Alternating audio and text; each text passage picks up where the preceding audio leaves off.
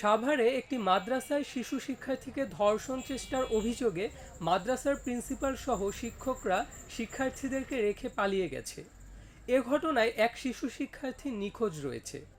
দুপুরে সাভারের উল্লাইয়ের কর্ণপাড়া এলাকার দাওয়াতুল কুরআন ইন্টারন্যাশনাল হিফজ মাদ্রাসা ও হুমায়রা জান্নাত হিফজ বালিকা মাদ্রাসায় এ ঘটনা ঘটে। প্রত্যক্ষদর্শীরা জানায়, কর্ণপাড়া এলাকার সিরাজুল ইসলামের তিনতলা ভবনের একটি ফ্ল্যাট ভাড়া নিয়ে মাদ্রাসা পরিচালনা করে আসছিলেন প্রিন্সিপাল আনাস আলী। পরে সেখানে ৬০ থেকে ৬৫ জন শিশু শিক্ষার্থীকে পড়াশোনা করার জন্য ভর্তি করান অভিভাবকরা। পরে গত কয়েকদিন ধরে মাদ্রাসার প্রিন্সিপাল শিশু শিক্ষার্থীদের ধর্ষণ চেষ্টা ও মারধর করেন।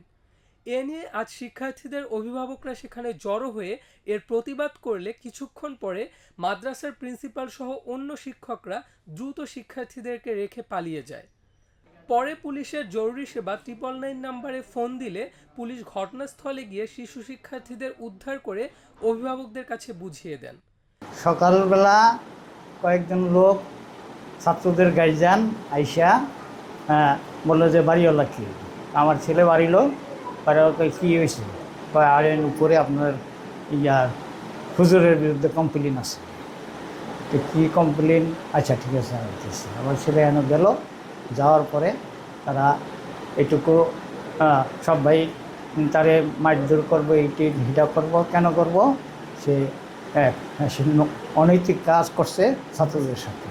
এ ঘটনার পর থেকে আব্দুল্লাহ আল মুহিন নামের এক শিশু শিক্ষার্থী নিখোঁজ রয়েছে। বিষয়টি তদন্ত করা হচ্ছে বলে জানিয়েছেন সাভার মডেল থানার এসআই নুরুল ইসলাম।